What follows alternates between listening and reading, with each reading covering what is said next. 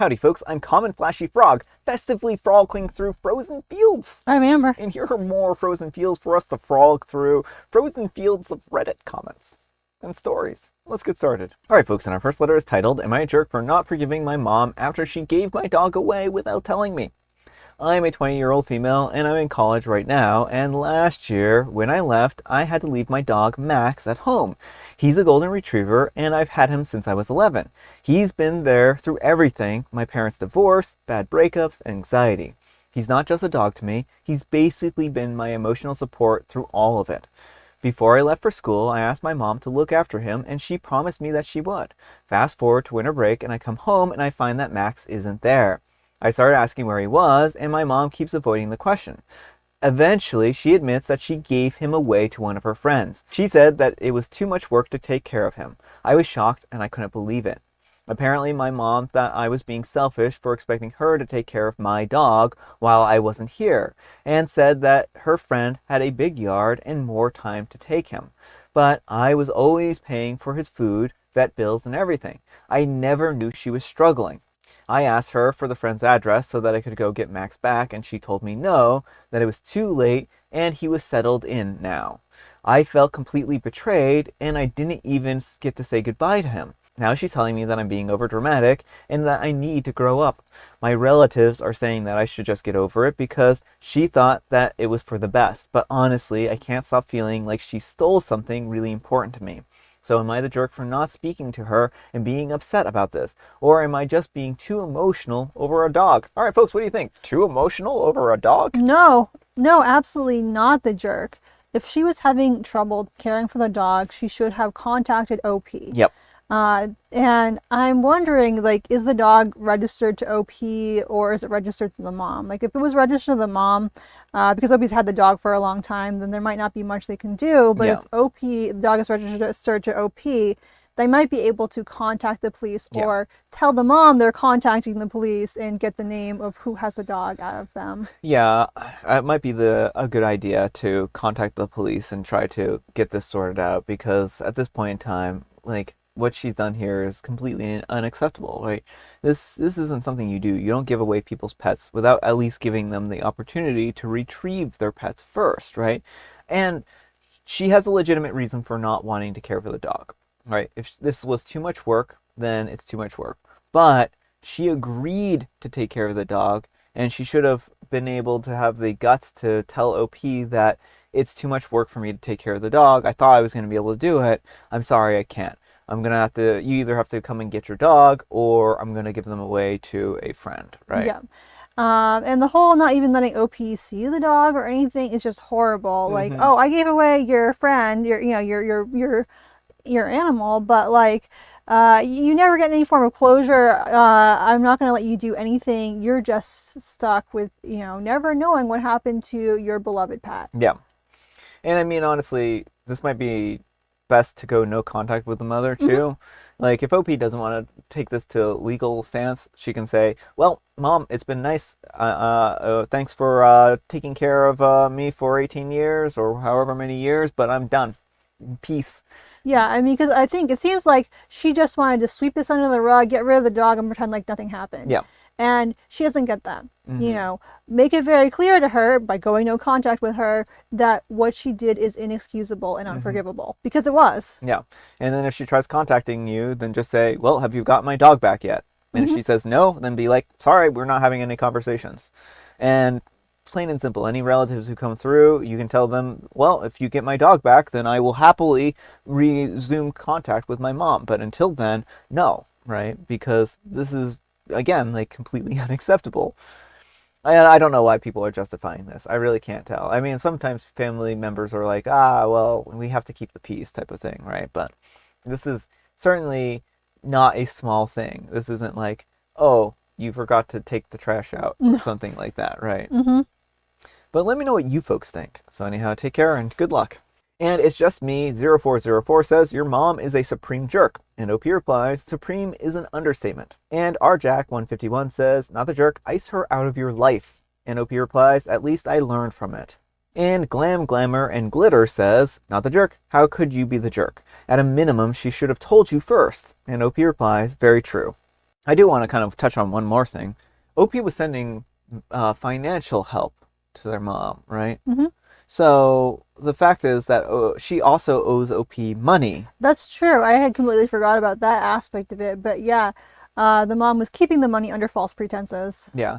So there's two things that OP has to be angry at their mom for. All right, folks, and our next letter is titled, Am I a jerk for charging my daughter to buy my mother's house?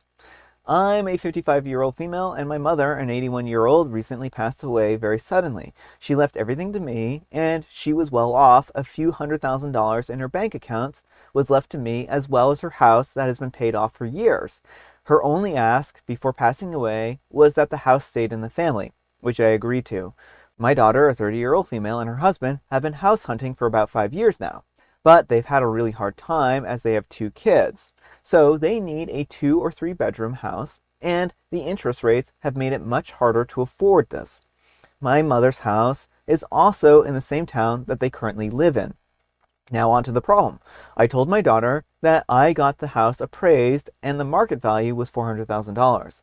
I offered to sell it to her for $350,000, a $50,000 discount, which I thought was pretty generous. I also offered owner financing through me for the first 5 years at $2,000 a month with no interest and would discount what was paid over 5 years from the total price. My daughter was very upset and said that she didn't think that this was fair for a house that was already paid off.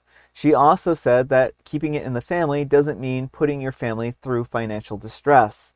She also brought up the fact that I inherited a large amount of money and my husband is well off, making around $300,000 a year, whereas she and her husband only make about $100,000 combined. I was shocked because I thought a $50,000 discount was pretty generous, and I can't lose a significant amount of money on a house because she can't afford it. I told her to cut out extra dinners and any extras, and affording it wouldn't be an issue. This just made her even more angry. So am I the jerk? Oh, and folks, there's a little bit more. I think there are a couple of comments here that are worth reading. And Shammy Dammy says, so she wants your inheritance for a bargain basement price? And OP replies, well, not for free. She offered $250,000, but at that price, I would be losing $150,000 of equity, which in my mind is too much. And Arlang 1887 says, you did promise your mother that you would keep the house in the family. So would you sell it at market price to another family member? I guess that's what's throwing me off. You said that you wanted to respect your mom's wishes. If your daughter can only afford $250,000, I would take it. You're still making a profit as well as honoring your mom's wishes. And OP replies, so my other daughter already owns a house and my son is only 17, so he wouldn't be ready to buy it for another 5 to 7 years. I told her that the alternative is that I'll rent it out for $4,000 a month to someone else until my son is ready to buy it, as there's no one else in the family interested in the house. All right, so what do you think of that, including those comments there? I mean, I think Opie is a major jerk. I mean, the daughter offered $250,000, and based on the like, she and her husband have a combined salary of, I think it was like $100,000 roughly, with 2 kids. I can't imagine them affording anything more. So OP's snarky comments about just cut out your meals out, like as if she knows their finances. Mm-hmm. It is a tough financial market place, and like so many people have been priced out of houses. Yeah. And so to have this house that could be benefiting her family and just like, nah, I want more money. I know I'm loaded. I've got all the money I could possibly want, but you know, I could profit more money off my children. So I think there are a few considerations here for me to make a full judgment, right? Like, for one, it sounds like OP has 3 children, right? And so at some point in time, they're going to pass on and inheritances will be split between the 3 kids, right? Roughly, and their families. So my question is there a way to do this equitably where all 3 kids are going to benefit equally and count this as part of like the inheritance that the daughter eventually gets, right? And then on top of that, some of what OP is doing here isn't really all that bad. Like the 0% financing, right? But it's for only 5 years. And that's one of my biggest issues is like after the 5 years, who knows what interest rates will be? It seems like OP expects the daughter to get a mortgage at whatever interest prices they are. Yeah. And I think that that's kind of unfortunate for OP to put their, daughter in that position, right? And I mean, I understand them wanting to be able to get money, but again, like you wanted to keep this in the family, then it doesn't seem like OP is really taking the steps to do that. Do they really think that their 17-year-old son is going to be able to afford a $400,000 house or more in 5 to 7 years? Yeah. Yeah, I mean, I think they're very out of touch with what people can buy and what kind of salaries there are these days. Like, I don't know how she thinks anyone could afford a $350,000 salary, Yeah. a $350,000 house on a $100,000 salary. Yeah.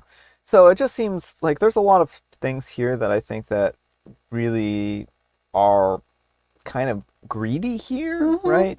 Like inherently, like I think that there's certainly like a level of fairness that needs to be maintained. Like if you give your daughter a $400,000 house, then that needs to kind of pan out, and how is that going to impact the other siblings, and how can you ensure that this remains equal, right?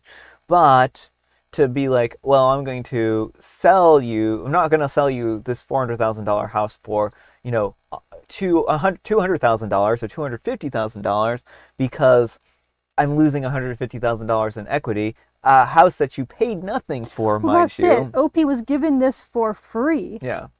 And not to mention, that's like a year of their salary, right? It's like $250,000 is 1 year salary for them. This is like out of reach for OP in the respect that they probably spend a lot of money on childcare right now and other things, right? And I think that given all those kinds of variables, I think that it would be wise for OP to reconsider this, and renting it out to another family, like while it's keeping it in the family, is that really the spirit of what their mother wanted? Well, no, it's not. And I mean, you need to stop seeing your family as profit. Yeah. You need to start caring about, like, why did you even have kids if you're only interested in profiting off of them? Yeah. So, I mean, I do think, I think OP's done some things that are right here. I think that OP's done some things that aren't right here. And I think that they should really reconsider what they're willing to part this house for, right? Even if it's like, oh, we take away $150,000 from your final inheritance or something like that in the future, that way it's fair to the other siblings and stuff like that, and that they're not, unequally benefiting from this. But let me know what you folks think. So anyhow, take care and good luck.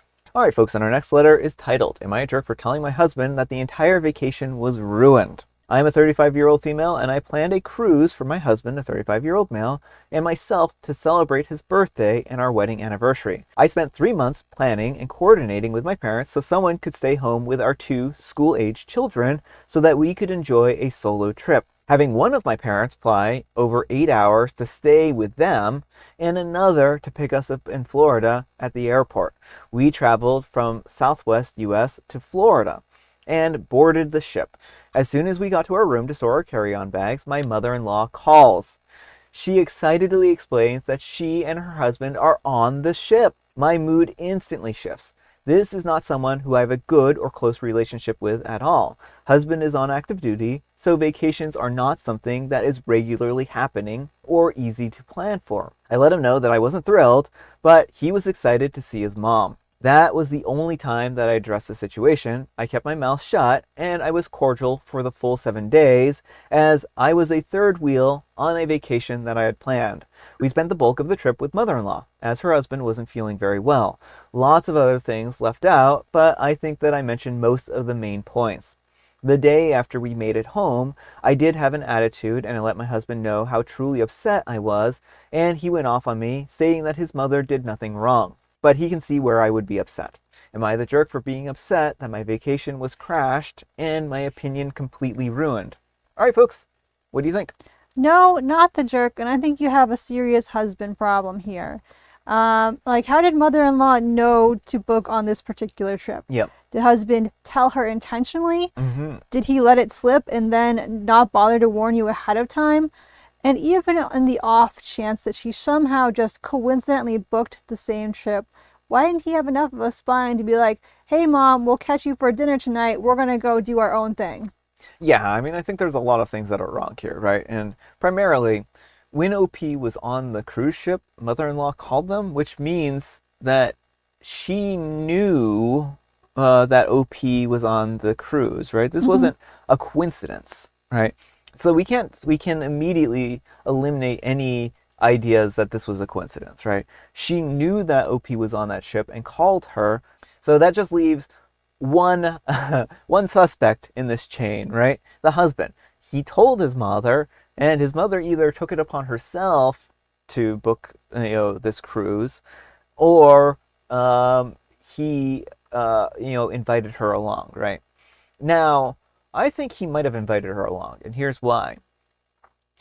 Somehow she knew which cruise exactly they were going on, and maybe, I haven't taken a cruise ever, so I don't know. You have no idea. I don't know how often these things go in and out of ports and stuff like that, but somehow she had enough details from whatever conversation she had with her son to book the exact same cruise that OP is going on. And I'm pretty sure those cruise ships come in and out all the time, and there's multiple of them going. So I don't know. I really have no idea. It's just what's in my mind here, which could be completely wrong, but it feels like this could be a little bit more sinister. Well, either way, OP has a husband problem. Yeah. And it's just like, to which extent is he in the wrong? I mean, he's in the wrong no matter how you slice it. Yeah. And he needs to learn that he needs to prioritize his wife sometimes. This was supposed to be an anniversary getaway as well as his birthday celebration. You generally do not celebrate an anniversary, like take an anniversary cruise to hang out with your in-laws. Yeah. Especially when you're leaving the kids at home. Yeah.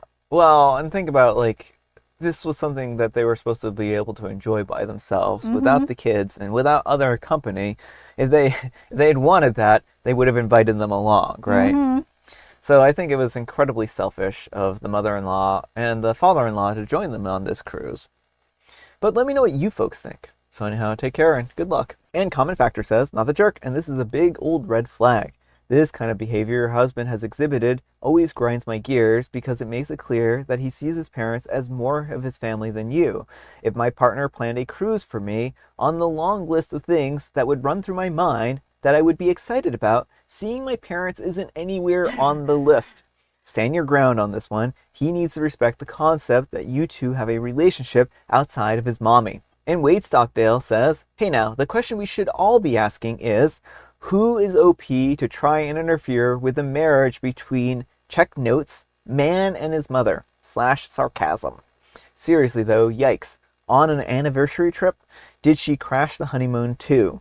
Because an anniversary trip sans kids is like one step below honeymoon trip in terms of we want alone time. And Dryad Duinath says, not the jerk either. His mother did nothing wrong, in which case your husband invited her to your vacation without telling you, and he's the jerk. Or his mother crashed your vacation and your husband let her, in which case they are both the jerks. Either way, calling you up after you boarded the ship to let you know that they were already there was creepy AF. And Kitty Cat says, no, his mother did something wrong either way. Crashed or invited, a grown woman knows better than to invade someone's anniversary trip. That's not an appropriate thing at all. I agree. All right, folks, it is tea time. Grab your beverages of choice. I've got some tea right here. And Amber, she has a very, very, very funny joke. Which marine animals are the most adept at winter sports? Well, I would imagine the Arctic ones, like the ones that basically have like the antifreeze in their blood so that they don't have to worry about their blood freezing during the coldest parts of the year in the Antarctic and the Arctic. Skates. Ooh. Yes. And today is National Girls and Women in Sports Day.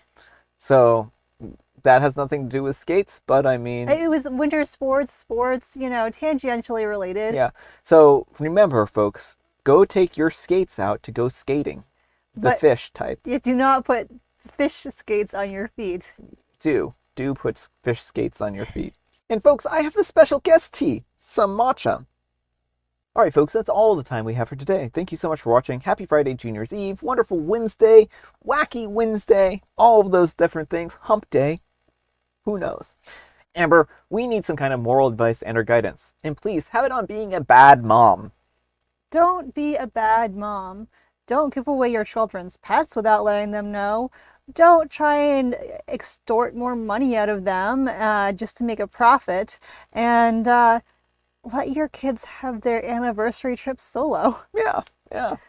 Thanks so much for watching, and we'll see you all tomorrow. Bye.